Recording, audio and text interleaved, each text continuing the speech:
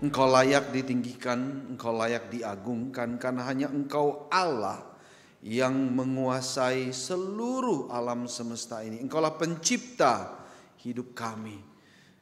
Betapa kami tidak bersyukur ya Tuhan.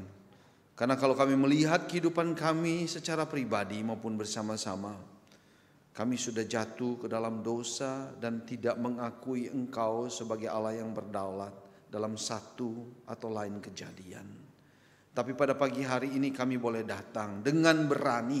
Bukan karena kami orang benar, tetapi karena Kristus sudah membenarkan kami. Kami datang di dalam nama Tuhan Yesus untuk mendengarkan firman-Mu, mengubahkan hidup kami, menjadikan hidup kami lebih berarti, membuat kami bisa mencicipi apa artinya hidup di dalam kerajaan Allah yang Maha Kuasa. Berbicaralah kepada kami ya Tuhan pada pagi hari ini, agar firman-Mu itu yang menjadi dambaan hati kami, mengenyangkan kami, sehingga kami boleh hidup di dalam hidup yang sudah Engkau rancangkan sendiri. Beri kami hati yang lemah lembut, hati seorang murid, agar semua firman yang kami dengar boleh kami pahami sesuai dengan kehendak-Mu ya Tuhan. Pakai hamba-Mu yang sudah mempersiapkan semuanya ini ya Tuhan. Biarlah hamba-Mu hanya mewartakan kebenaran firman-Mu saja. Berkaryalah di tengah kami saat ini ya Tuhan. Demi Yesus Kristus Tuhan kami sudah berdoa, kami bersyukur. Amin. Shalom Bapak Ibu yang terkasih di dalam Tuhan Yesus. Ya, sungguh senang bisa beribadah kembali pada minggu yang pertama ini dan sama-sama ikut dalam perjamuan kudus Tuhan. Makan makanan rohani untuk kekuatan kerohanian kita. Mari kita membuka firman Tuhan dari Injil Markus. Kita tidak akan membacakan semuanya seperti yang kita lihat di atas layar, tapi kita akan membacanya hanya dari pasal yang keempat ayat 13 sampai ayat yang ke-20. Dan saya akan membacakan dan Bapak Ibu bisa memperhatikan di dalam Alkitab masing-masing atau gadget kita masing-masing. Penjelasan perumpamaan tentang penabur. Lalu ia berkata kepada mereka, "Tidakkah kamu mengerti perumpamaan ini? Kalau demikian bagaimana mungkin kamu memahami semua perumpamaan? Penabur itu menaburkan firman. Yang di pinggir jalan tempat firman itu ditaburkan, artinya orang-orang mendengar firman. Lalu datanglah iblis dan segera mengambil firman yang baru ditaburkan di dalam mereka. Demikian juga yang ditaburkan di tanah yang berbatu-batu, artinya orang-orang mendengar firman itu dan segera menerimanya dengan gembira. Tetapi mereka tidak berakar dan tahan sebentar saja.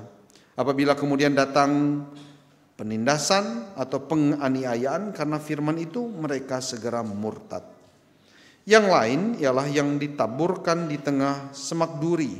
Itulah yang mendengar firman itu, lalu kekhawatiran dunia ini dan tipu daya kekayaan dan keinginan-keinginan akan hal yang lain masuklah menghimpit firman itu sehingga tidak berbuah. Yang ditaburkan di tanah yang baik, artinya orang mendengar dan menyambut firman itu lalu berbuah. Ada yang 30 kali lipat, 60 kali lipat, dan 100 kali lipat. Sampai demikian pembacaan kita firman Tuhan pada pagi hari ini. Berbahagialah kita yang melakukannya dalam hidup kita setiap hari. Bapak Ibu yang terkasih di dalam Tuhan Yesus, pada tanggal 24 Februari 2022, Rusia menyerbu Ukraina yang menandai eskalasi besar perang Rusia-Ukraina yang dimulai sebenarnya sejak tahun 2014. Ya, tetapi Rusia baru melakukan invasi besar-besaran, ya mungkin di dalam zaman modern ini yang paling besar adalah yang dilakukan Rusia ya kepada Ukraina pada tahun 2002 yang lalu. Dan invasi ini memaksa sepertiga penduduk Ukraina untuk berpindah dan menyebabkan 7 juta orang Ukraina meninggalkan negaranya, yang memicu krisis pengungsi Eropa paling cepat tumbuh sejak Perang Dunia Kedua. Itu sejarah. Nah, Bapak Ibu yang terkasih di dalam Tuhan Yesus, untuk menguasai sebuah negara tentu dengan paksaan, ya, maka akan dilakukan invasi militer.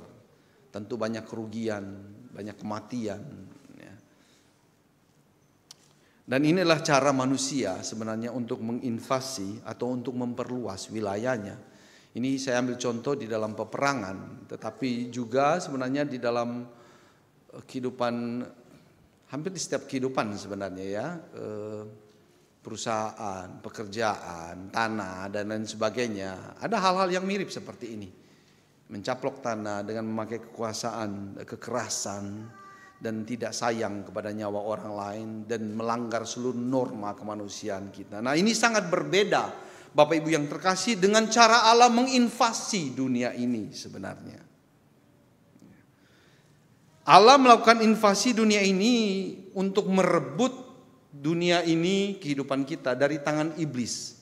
Sebenarnya kepunyaan kita ini kepunyaan Allah sebenarnya, tapi iblis merebutnya. Ya, kejadiannya kita baca di dalam kitab Kejadian pasal 3 itu bagaimana manusia jatuh dalam dosa karena dihasut oleh iblis. Tapi Allah melalui Yesus Kristus datang menginvasi dunia ini untuk merebut kita semua dari tangan iblis. Ya, untuk merebut kita semua dari tangan iblis. Yesus datang dengan pesan yang sangat penting, bertobatlah, kerajaan Allah sudah dekat. Dan Yesus ketika dia datang, dia itu adalah kerajaan Allah, dan dia melakukan berbagai macam. Dia memberitakan kebenaran firman Tuhan, dia mengasihani orang berdosa, dia melakukan mujizat sini dan sana, dan memeluk orang yang tidak pernah dipeluk gitu ya. Dan dengan demikian itulah tanda bahwa kerajaan Allah sudah datang menginvasi dunia ini untuk merebutnya dari tangan si jahat. Dan oleh karena itulah kemudian para rasul memberitakan kabar gembira Injil kepada seluruh orang berdosa sebagai tanda bahwa Allah juga menginvasi bukan hanya negara Israel pada waktu itu di gereja mula-mula, tapi seluruh dunia dengan melakukan penginjilan tersebut. Apa yang sudah dilakukan oleh Yesus Kristus 2000 tahun yang lalu, Bapak Ibu yang terkasih, dengan menderita, mati dan bangkit di atas, dan bangkit kemudian, itu menjadi berita yang menyelamatkan, dan itulah cara Allah merebut kembali tanah kekuasaannya atau wilayah kekuasaannya atau menginvasi dunia ini. Bukan dengan cara kekerasan seperti yang dilakukan oleh dunia. Ini berbeda sekali. Sehingga kalau ada jemaat atau gereja yang melakukan penginjilan dengan cara kekerasan atau manipulasi, itu bukan cara Allah. Cara Allah adalah dengan memberitakan kebenaran Injil. Nah, Bapak Ibu, benih yang kita baca pada pagi hari ini, ya artinya sudah jelas di sana, itu berbicara sebenarnya tentang invasi Allah yang datang untuk menguasai seluruh kehidupan kita sebenarnya. Dan invasi Allah itu ya dengan benih yang kecil, yang lembut, yang seakan-akan tidak berarti, tetapi sebenarnya kuasanya besar sekali. Oleh karena itu sangat penting bagaimana kita menerima firman itu. Supaya Injil kerajaan Allah sungguh-sungguh menjadi nyata kuasanya dan menguasai seluruh area kehidupan kita, bukan hanya pikiran kita, tapi juga keinginan yang ada di dalam hati kita dikuasai sepenuhnya. Sehingga kita walaupun hidup di dalam dunia ini, kita tahu kita bukan dari dunia ini. Sehingga walaupun kita hidup di dalam banyak penderitaan, kita tahu kita ini warga negara kerajaan Allah. Kenapa? Karena kita sudah menjadi milik Allah, sudah diinvasi, sudah masuk di dalam kekuasaan Allah. Dan oleh karena itu bagaimana kita memahami, menerima, mendengarkan kebenaran firman itu sangat-sangat penting. Dan di sini kita melihat ada 4 macam tanah yang sudah dijelaskan di dalam bacaan yang kita baca sama-sama tadi, yang sudah kita baca tadi pagi. Dan itu menggambarkan 4 macam pendengar firman Tuhan. Jadi pertama, kita jangan menganggap remeh pemberitaan firman Tuhan atau pembacaan firman Tuhan yang rutin yang kita lakukan. Jangan menganggap remeh. Ini suatu karya ilahi bagaimana Allah sedang menginvasi sebenarnya. Bagaimana Allah sedang memperluas kekuasaannya. Dan kita milik Tuhan. Dan oleh karena itu seharusnya kita menerima firman itu dengan sukacita, riang gembira. Seperti seorang yang sedang jatuh cinta bertemu dengan kekasihnya. Nah, Bapak Ibu yang terkasih, kalau kita melihat 4 macam tanah, yang pertama adalah orang yang memiliki hati yang begitu keras. Ya. Dan kemudian kita membaca di sana bahwa kekerasan hati itu sangat melibatkan iblis sebenarnya. Ya. Kenapa? Karena ketika firman itu ditaburkan, sebentar begitu baru kena di tanah itu, di hati itu, iblis langsung makan. Ya, di situ digambarkan dengan burung langsung mencaploknya. Nah, itu berarti apa Bapak Ibu yang terkasih? Ini peperangan rohani. Sejak mulanya pemberitaan firman Tuhan kepada semua orang itu adalah peperangan rohani. Nah, dan dalam hal ini kita melihat bahwa Bapak Ibu yang terkasih, kekerasan hati itu menjadi titik mula dari setiap orang dalam perjalanan rohaninya. Dia mulai dari seorang yang memiliki tanah hati yang begitu keras. Begitu keras. Sehingga apa? Firman itu nggak bisa masuk. Dan ternyata kekerasan itu berhubungan dengan kuasa iblis yang merebut firman itu dari kita.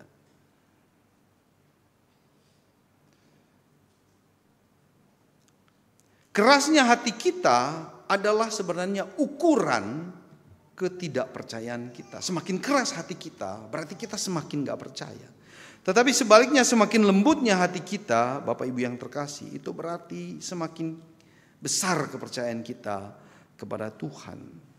Contoh yang paling jelas mengenai orang-orang yang keras hati ini sebenarnya adalah orang-orang Farisi di dalam zaman Yesus. Bagaimana ketika mereka datang ingin mendengarkan Yesus, sebenarnya mereka bukan ingin mendengarkan Yesus sebenarnya, tapi mereka ingin mengkritik, mencari kesalahan, menjebak Yesus. Ya, di dalam Injil itu diceritakan bahkan ketika Yesus menyembuhkan orang, berbuat baik kepada orang jahat, mereka bilang enggak, itu kuasa iblis. Jelas-jelas baik tapi dituduh sebagai perbuatan iblis.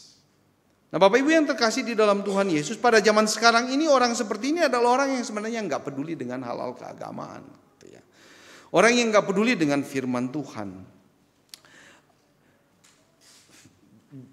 Biasanya orang-orang seperti ini bisa saja ya, orang yang lahir di dalam keluarga Kristen tetapi tidak melihat signifikansinya iman Kristen itu. Dia tidak melihat model contoh yang baik dari orang tua, dari keluarganya, dari gerejanya, sehingga dia bertumbuh menjadi orang yang merasa bahwa kekristenan itu sangat-sangat tidak relevan dalam kehidupannya. Dan itu bisa membuat dia keras hati dan menolak. Tidak tertarik sama sekali dengan firman Tuhan. Karena dia tidak melihat itu contoh. Tidak melihat bahwa iman itu benar-benar relevan dengan kehidupannya. Ya, ini bisa terjadi dengan orang yang lahir di dalam keluarga Kristen. Bahkan. Ya, sehingga ada seorang misionaris dari Swiss pernah melakukan penelitian di Sumatera gitu ya. Dia bilang iman itu paling jauh sampai generasi ketiga gitu. Keempat udah enggak gitu. Paling jauh ya. Jadi misalnya mama orang tuanya percaya lahir baru, anaknya masih percaya, tapi cucunya sudah enggak. Ini menarik sebenarnya ya. Menarik sebenarnya bagaimana kemudian kekerasan itu bisa muncul di dalam keluarga Kristenan yang seharusnya memiliki hati yang lemah lembut. Nah, kita semua lahir dalam keadaan seperti ini Bapak Ibu yang terkasih. Kita lahir sebagai musuh Allah yang tidak tertarik dengan kebenaran firman Tuhan. Allah kita curigai. Allah tidak pernah berniat baik dalam hidup saya. Ya, kita menuntut yang baik, tapi kok yang terjadi adalah yang jelek. Kita lahir dalam kondisi seperti ini. Kita harus sadar itu bahwa titik mula perjalanan rohani kita adalah kekerasan hati, tanah yang keras. Ya, walaupun kita mendengar, kita tidak mengerti. Kita tidak mau membuka hati kita. Dan oleh karena itu penting sekali sesama orang beriman mendoakan orang seperti ini.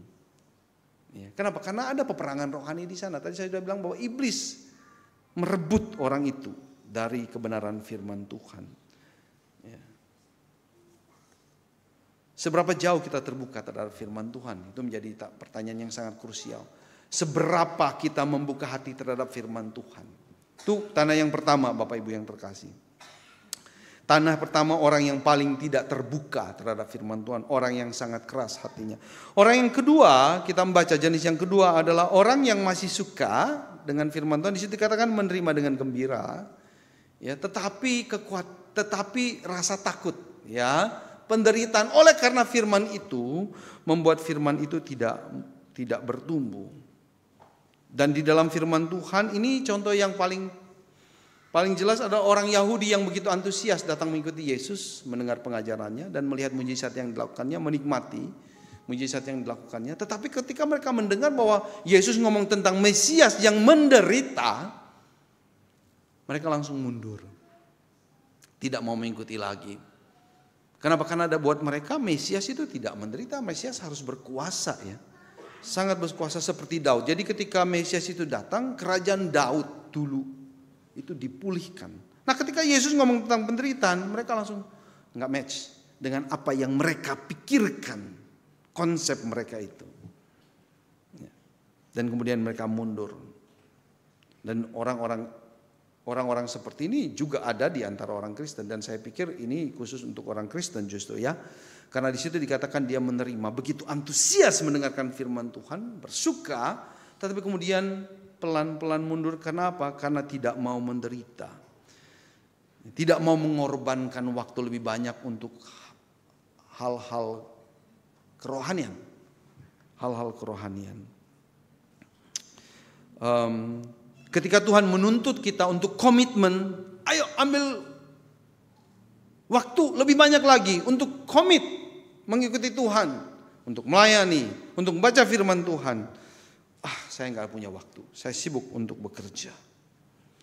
Keyakinan akan keberhargaan firman Tuhan sebagai alat Allah menginvasi hidup kita tadi itu tidak cukup berharga di matanya.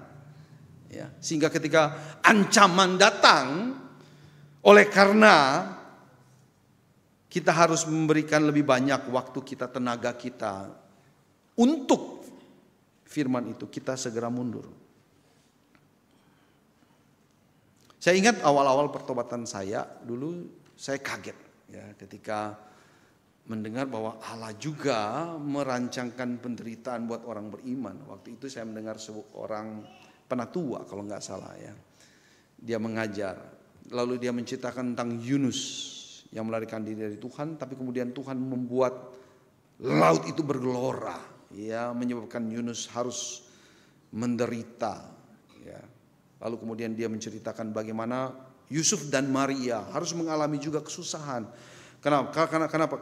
Karena untuk kelahiran Yesus harus terjadi di Nazaret. Di Bethlehem mereka harus melakukan perjalanan yang cukup jauh dalam keadaan yang tidak baik karena Maria hamil. Dan dikatakan itu semua rancangan Tuhan. Dan saya kaget ketika karena itu tidak masuk di dalam konsep saya. Saya melihat hal itu maha baik dan tidak mungkin dia menyebabkan penderitaan. Harusnya dia memberikan berkat-berkat, kemudahan, kekayaan dan semuanya pada waktu itu.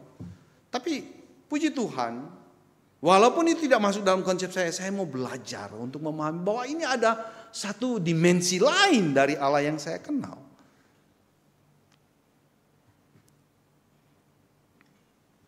Paulus juga mengalami hal yang sama. Kalau kita membaca surat Galatia, ya, dia marah sekali dengan jemaat di Galatia. Ya, kalau kita baca di Galatia pasal 1, saya baca ayat 6, aku heran dia katakan bahwa kamu begitu lekas berbalik daripada dia yang oleh kasih karunia Kristus telah memanggil kamu dan mengikuti suatu Injil yang lain. Orang Galatia itu berhenti mengikuti Injil Yesus Kristus. Mereka kembali kepada kebiasaan Yahudi yang lama gitu ya. Menambahkan apa yang masih kurang menurut mereka. Dan Paulus marah sekali. Kenapa? Karena begitu cepat mereka terpengaruh. Mereka tidak tahan dengan hasutan dari luar yang mengancam keberadaan mereka, yang mengancam bahwa mereka bisa diterima atau enggak oleh masyarakat luas. Lalu mereka oke, adopsi aja. Kenapa? Karena takut menderita. Ada orang yang tipenya seperti ini, Bapak Ibu yang terkasih, yang tanahnya tipis dan tidak segan untuk mengikuti kebiasaan-kebiasaan yang lain walaupun itu bertentangan dengan kebenaran firman Tuhan. Enggan melakukan komitmen yang jauh lebih mengorbankan. Cukuplah satu hari baca firman 30 menit. Minta 45 menit, no, terlalu sibuk, nggak bisa lagi. Cukup sampai di situ. Orang seperti ini bisa jadi adalah orang yang tidak tahan dengan konflik yang dapat terjadi di gereja, lalu mundur pindah ke gereja yang lain. Terjadi lagi, mundur pindah ke gereja yang lain. Aku mencari gereja yang cocok dengan diriku. Dan kemanapun dia pergi tidak akan pernah cocok karena selalu ada konflik di dalam gereja. Bukankah gereja kumpulan orang berdosa yang sudah dibenarkan? Itu yang kedua, orang yang tidak berani ambil komitmen berkorban dan menderita demi kebenaran Injil itu sendiri. Yang ketiga adalah orang yang hatinya suka khawatir ya untuk urusan dunia ini. Kekhawatiran dunia ini dan tipu daya kekayaan dan keinginan-keinginan dari dalam dirinya akan hal yang lain masuklah menghimpit firman itu sehingga tidak berbuah. Nah ini contohnya seperti orang muda yang kaya di dalam Alkitab itu ya. Datang, Tuhan saya sudah begini, taat kepada 10 perintah Tuhan gitu. Tetapi kemudian ketika Tuhan bilang jual hartamu, dia mundur, teratur. Nah ini gangguan yang lebih kuat daripada penderitaan. Tadi komitmen. Bisa saja dia sudah mengambil komitmen yang tinggi, mengorbankan banyak waktu. Tapi ketika ngomong mengenai harta, kekayaan, dan kenyamanan hidup, dia tidak sanggup. Ya, kelemahannya di sana. Dan ini enggak. Yesus ketika kita membaca di dalam Injil ketika dia digoda, dicobai oleh iblis, ini adalah cobaan yang ketiga. Bagaimana iblis itu memperlihatkan kepada Yesus kekayaan dunia ini. Ya. Nah ini lebih serius godaannya. Ya. Mendua hatinya lebih serius. Ketika kita mengasihi Tuhan tapi juga mengasihi dunia ini tidak akan ada pertumbuhan. Ada sebuah cerita seorang yang namanya Yosef. Ya.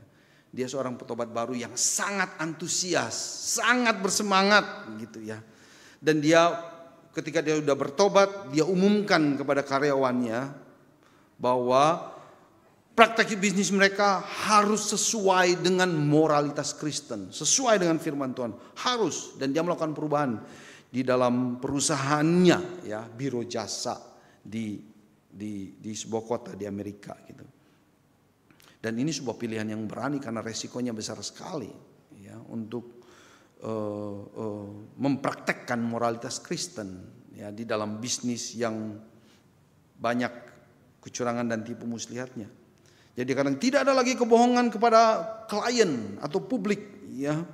Tidak ada pengabaian tanggung jawab, tidak ada lagi menyalahkan orang lain atau keadaan kalau gagal. Dan ini bukan resep keberhasilan. Yang membuat Yosef ini senang dan juga mengejutkan orang-orang yang segereja dengan dia. Bisnisnya itu ternyata berkembang, Bapak Ibu yang terkasih. Pelanggan yang siap-siap pindah ke perusahaan yang lain karena keterus-terangan mereka untuk mengatakan apa adanya, justru kembali menanam modal di sana gitu. Seorang klien yang marah yang telah siap untuk menuntut begitu kaget, ya, mendengar pengakuan jujur dari Yosef tentang kegagalan dari perusahaannya dan semua ups and down perusahaannya, dan kemudian tanam modal lagi di sana.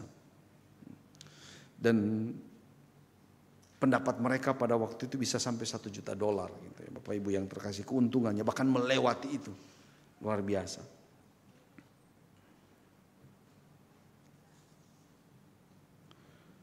Lalu Yosef ini mulai kasih tahu ke gereja, karyawan gereja, jemaat-jemaat yang lain, kamu perlu melakukan hal yang sama. Kenapa? Karena it works. It works. Bisa, perusahaan bisa berhasil dengan melakukan, dengan mengaplikasikan firman Tuhan. Tapi kemudian dia jatuh cinta kepada seorang janda.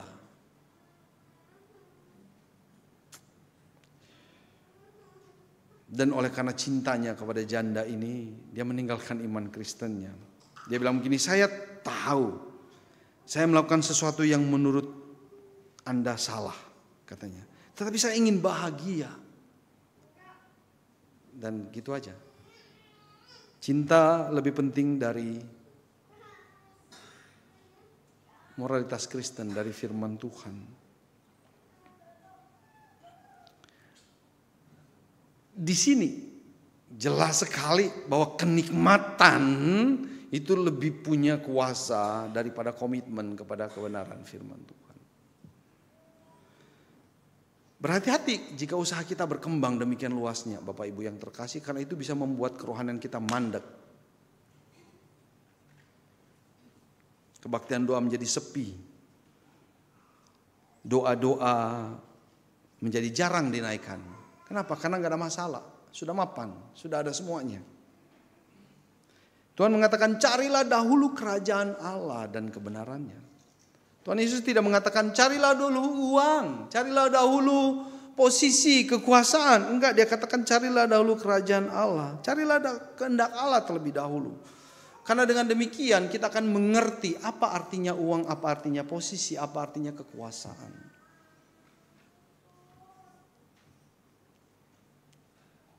Itu jenis tanah hati yang ketiga. Walaupun dia punya komitmen, tapi dia kalah terhadap kenikmatan, kekhawatiran keduniaan. Dan yang tanah yang keempat adalah orang yang tanah hatinya gembur, lemah lembut, ya, mendengarkan firman Tuhan dan berani mengambil resiko untuk kebenaran firman Tuhan. Dan contohnya adalah murid-murid Kristus yang tetap setia. Ya, walaupun naik dan turun, mereka kecewa, kaget, bingung, Yesus mati, tapi kemudian Yesus bangkit dan mereka tetap bersama-sama dengan Tuhan Yesus. Dan mereka adalah contoh orang yang memiliki hati yang lemah lembut, tanah hati yang gembur di mana buah itu bisa muncul. Mereka pergi memberitakan Injil Yesus Kristus ke seluruh penjuru dunia karena begitu besar kasih mereka kepada orang berdosa, maka mereka menyampaikan kebenaran firman Tuhan kepada mereka. Pekabar Injil adalah orang-orang yang mengasihi musuh-musuh mereka, jelas ya. Mengasihi orang yang bahkan mereka tidak kenal. Tapi mereka memberitakan kebenaran firman Tuhan yang membebaskan itu. Supaya Allah menginvasi hidupnya.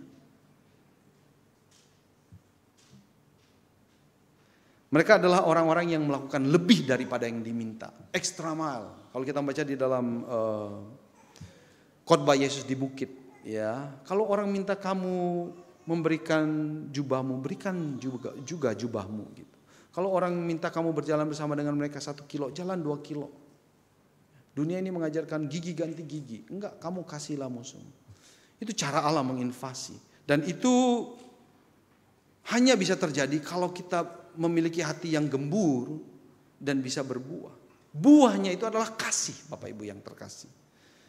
Kasih yang tidak seperti digambarkan oleh dunia ini. Kasih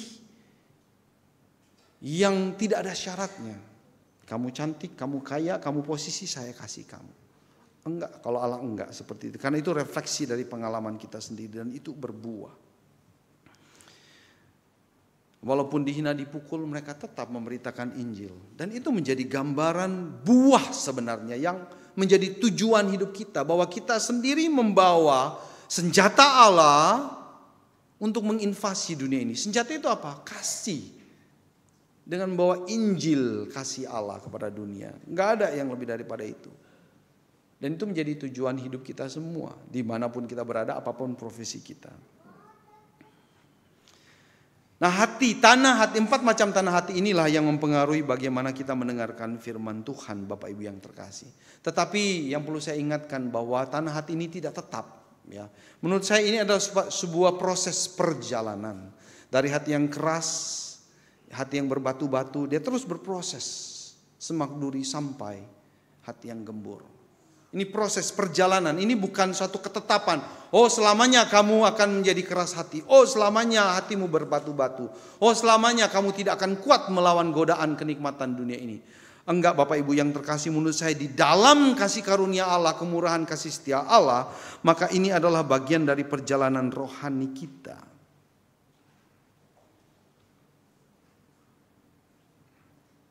Pengalaman saya sendiri, saya tumbuh dan saya melihat bahwa orang Kristen yang duniawi itu adalah orang Kristen yang belum lahir baru.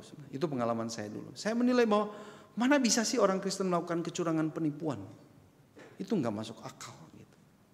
Kalau dia sudah lahir baru, Roh Kudus menguasai hatinya, harusnya hidupnya tidak begitu.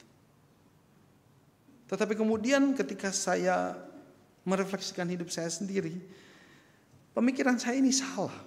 Orang Kristen lahir baru bisa hidup secara duniawi. Sangat bisa. Orang Kristen yang sudah lahir baru bisa tidak mampu mengambil komitmen, tidak berani mengambil komitmen untuk menghabiskan banyak waktu belajar firman Tuhan. Orang Kristen bisa jatuh di dalam kenikmatan duniawi ini dan melakukan banyak sekali dosa. Bisa. Bisa. Kenapa itu bisa terjadi? Karena tidak ada pemuridan sebenarnya. Karena enggak ada pembacaan firman Tuhan yang teratur. Karena tidak dilakukan. Saya mendengarkan teman saya, hamba Tuhan, menceritakan bagaimana masa mudanya. Saya di-mentoring oleh hamba Tuhan ini, saya gini. Saya bilang, saya dulu kayaknya bertobat enggak ada gitu-gitunya. Gitu. Kurang lebih, saya kemudian ingat, kurang lebih 10 tahun saya lahir baru, kurang lebih kuliah gitu ya.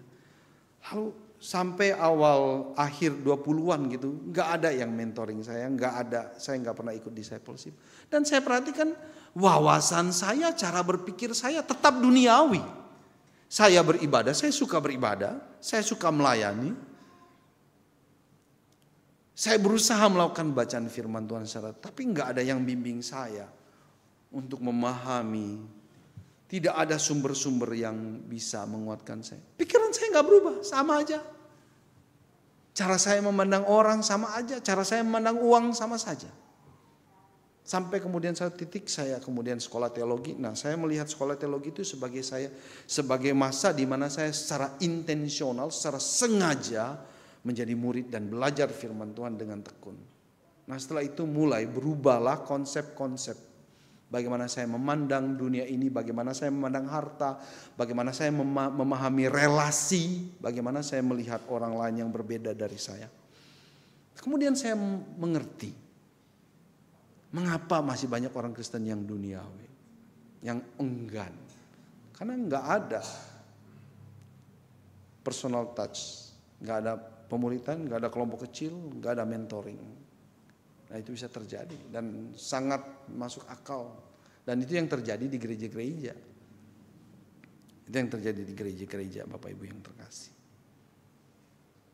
Dan oleh karena itu aplikasinya pada pagi hari ini, kita harus baca firman secara teratur. Kalau kita mau berbuah melimpah, itu harus menjadi keinginan kita. Aku mau memiliki hati yang lemah lembut, tanah hati yang gembur. Itu harus menjadi keinginan kita semua. Karena itu keinginan Tuhan. Karena di sana kemudian kerajaan Allah, kuasa Allah itu bekerja secara penuh. Tapi ingat, kuasanya bukan kuasa seperti dunia ini ya Bapak Ibu yang terkasih. Kuasa Allah itu lemah lembut. Ya. Kalau kita mau menjadi seperti dunia ini, kita nggak mungkin masuk di dalam program Allah. Nggak mungkin. Benar-benar kita berbeda walaupun kita hidup di dalam dunia. Oleh karena itu kita mulai dengan baca firman cerat. Kita bukan baca firman karena kita ingin berbuah. Kita baca firman karena kita ingin berelasi dengan Tuhan. That's it. Baca aja. Nanti kita akan melihat perubahan itu terlihat. Jadi bisnis kita adalah saya rindu kepada Tuhan, saya ingin mengenal Tuhan dan saya membaca firman itu. Tolong ajarkan saya tentang ini. Saya nggak mengerti. Minta orang lain untuk mengajarkan kita. Jadilah seorang pencari kebenaran. Biarkan kita mengikuti hati kita yang haus. Karena ini sebuah relasi. Membaca firman Tuhan adalah relasi. Seperti kita ngomong dengan istri, suami kita. Aku mau ngobrol dengan kamu terus, tolong ceritakan tentang dirimu. Aku akan cerita. Seperti itu sebenarnya ketika kita membaca firman Tuhan. Dan kalau itu kita jalanin secara teratur, secara sengaja, intentionally, maka kita akan mencapai posisi tanah yang keempat itu. Tanah hati akan menjadi seperti itu. Jadi jangan berkecil hati kalau saat ini Bapak Ibu mengidentifikasi, aduh saya masih di tanah yang kedua yang banyak berbatu-batu. Jangan berkecil hati. Terus lakukan lifestyle, kebiasaan untuk baca firman Tuhan. Ajak orang lain. Ajarkan saya. Atau mungkin ada Bapak Ibu sekalian yang berada di posisi tanah nomor 3 yang penuh dengan semangat duri. Khawatir gitu ya. Kok gak kaya-kaya saya gini? Kok gak seperti dia yang kaya? Terus baca Alkitab. Minta orang lain ajarkan kita firman itu. Jadi buatlah komitmen untuk baca Alkitab. 1 tahun 1 Alkitab saya baca semuanya. Buat komitmen. Harus komitmen. Kalau enggak komitmen enggak bisa. Harus ambil buat komitmen. Harus 1 tahun 1 Alkitab. Ada yang bilang, wah 1 tahun 1 Alkitab berarti 1 hari saya baca berapa pasal. Don't worry. Berdoa dan lakukan. Karena Allah berkata, karena Yesus berkata, kalau aku pergi, aku memberi Roh Kudus. Roh Kudus akan menolongmu. Itu tugas Roh Kudus. Kita mau atau enggak? Berani atau enggak? Harusnya berani, harusnya mau. Harusnya. Kenapa? Karena Roh Kudus ada di dalam diri kita. Karena kita tahu bahwa firman ini membuat kerajaan Allah itu bekerja secara penuh di dalam diri saya. Menjadi merdeka dan bebas dari setiap ketakutan yang diceritakan atau yang dimasukkan oleh dunia ini kepada kita. Buat komitmen baca Alkitab 1 tahun, 1 Alkitab selesai. Lalu diantaranya tambahkan. Oh, aku mau bulan ini aku mau memperdalam kitab ini. Ya yang pendek-pendek aja. Kitab Yudas cuma 1 pasal. Saya mau memperdalam. Kita punya banyak tools sebenarnya. YouTube kita bisa buka Yudas. Dan banyak orang yang upload video, kita bisa belajar dari dia. Banyak sekali tools yang kita miliki saat ini karena teknologi yang begitu berkembang ya. Jadi kalau kita memperdalam 1 kitab 1 bulan misalnya ya, kitab yang cuma 1-2 pasal gitu. Nah itu lebih baik lagi. Membaca Alkitab 1 tahun 1 kali itu membuat kita lebih familiar, menambah familiaritas. Kita lebih familiar dengan firman Tuhan, lebih familiar. Menjadi terbiasa dengan tata bahasa, terbiasa dengan konsepnya, terbiasa.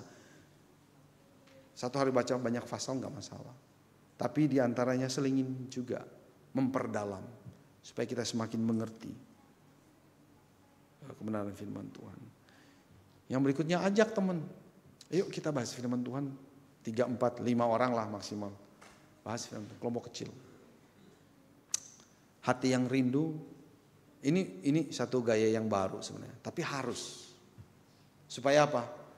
Ya itu tadi, saya pikir invasi Tuhan harus benar-benar kita rasakan. Gak ada yang lain. Itu satu-satunya cara Bapak Ibu yang terkasih untuk mengalami hati yang lemah lembut lalu berbuah melimpah, bisa mengasihi bahkan musuh kita. Yang mungkin kalau kita baca sekarang, mana mungkin saya mengasihi musuh saya, membayangkannya saja susah. Memang, tapi coba baca firman Tuhan terus menerus secara rutin. Konsep itu akan berubah. Karena itu kuasa Allah. Mari kita tundukkan kepala, kita berdoa bersama-sama.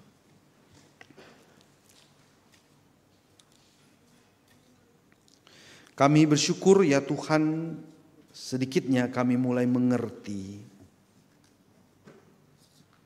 apa tanah hati kami saat ini. Dan kasih karunia-Mu cukup ya Tuhan untuk membuat kami terus bertumbuh. Sehingga tanah hati kami bisa berbuah. Tanah yang lemah lembut, yang gembur. Sehingga bisa berbuah berlipat-lipat kali ganda. Sehingga kami bisa ikut serta di dalam bisnis-Mu ya Tuhan. Untuk menyatakan kebenaran Injil kepada sebanyak mungkin orang. Bahkan orang yang tidak kami kenal, bahkan musuh kami sekalipun. Tolonglah kami. Agar kami berani mengambil komitmen untuk membaca firman-Mu. Lebih sering lagi. Setiap hari. Seperti kami komitmen untuk minum obat ketika kami sakit. Kami mau melakukannya. Karena iblis terus menyerang kami. Untuk tidak melakukan pembacaan ini. Tapi kami sadar kami memiliki kuasa yang lebih besar. Dan kami mau melakukannya. Kami mau taat kepada Tuhan. Lebih daripada keinginan-keinginan diri kami yang ditunggangi oleh si iblis. Tolonglah kami ya Tuhan, kuatkanlah kami. Di dalam nama Tuhan kami Yesus Kristus kami sudah berdoa, kami bersyukur. Amin.